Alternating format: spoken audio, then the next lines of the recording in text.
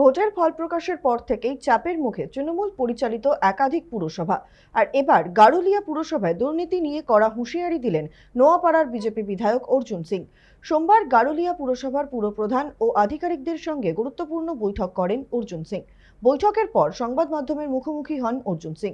বিধায়কের অভিযোগ, প্রায় 100 জন কর্মী কাজ না করেই বেতন তুলেছেন। এমনকি এক কাউন্সিলরের ছেলে 2.5 বছর কাজে না এসেও নিয়মিত বেতন পেয়েছেন বলেও দাবি তার।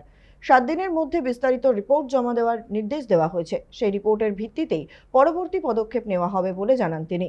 অন্যদিকে গারুলিয়া পুরসভার পুরপ্রধান রমেন দাস জানিয়েছেন, দুর্নীতির অভিযোগ প্রমাণিত হলে উপযুক্ত ব্যবস্থা নেওয়া হবে। চেয়ারম্যান সাহেব, আপনার কিছু বলার আছে বলছি। এটা একটা সিরিয়াস ম্যাটার আছে।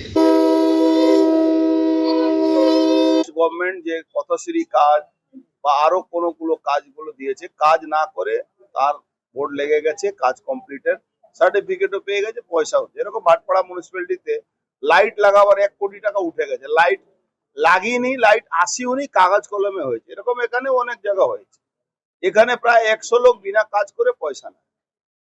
কাউন্সিলরের ছেলে এখানে কাজ করে, কাউন্সিলরের ছেলে কাজ করে 2.5 বছর ধরে, এখানে কেউ আসে না, পয়সা মাইনা তুলে যায়। এবার এই মাইনাগুলো তো রিটার্ন নিতে হবে, কাউন্সিলরের মাইনা থেকে পয়সা রিটার্ন নিতে হবে। মাসে কত টাকা বেরোচ্ছে? 8 লাখ টাকা। ছোট মিউনিসিপ্যালিটি, গারুলিয়া মিউনিসিপ্যালিটি খুব বড় মিউনিসিপ্যালিটি না। এখানে বিএম অ্যাক্টের বাইরে কিন্তু ওই দেখুন, ছোট মিউনিসিপ্যালিটি হলে কিন্তু অনেকগুলো বাড়ি আছে, তৈরি হয়েছে। এবার ট্যাক্স তার আদায় হয়েছে কি না হয়েছে। গার্বেজের জন্য 20 টাকা এক্সট্রা নেওয়া হচ্ছে। গার্বেজের জন্য 20 টাকা এক্সট্রা নেয় কেন? ট্যাক্সের মধ্যে গার্বেজ রাখা আছে, জল আর ওর মধ্যে রাখা থাকে। এটা আছে কিনা, ব্রিটিশ যুগ থেকে আছে। কিন্তু আমরা আবার 20 টাকা এক্সট্রা নিচ্ছি। তো এই জায়গাটা যতগুলো লিকেজ আছে, এটা বন্ধ করতে হবে। যারা এই দুর্নীতির সঙ্গে যুক্ত আছে, আমি চেয়ারম্যান সাহেবকে বললাম, ইও সাহেবকে বললাম, ফাইন্যান্স অফিসার সাহেবকে বললাম, আমাদের ইঞ্জিনিয়ারদেরকে বললাম, এই সরকার জিরো টলারেন্স দুর্নীতি বরদাস্ত করবে না। ফিউচার প্ল্যানিং আপনারা আমাদেরকে দিন। আর যারা এই বেইমানিটা করেছে তাদের এগেইনস্টে ইনকোয়ারি করে উইদিন 7 ডেজ দুর্নীতি, যদি 7 ডেজ তার নামে এফআইআর করুন, এফআইআর করে তাদেরকে জেলে ঢোকাবো। বিধায়ক যে সকল কথাগুলো বলেছেন, আমরা ডিপার্টমেন্টের সবাইকে নিয়ে বসবো।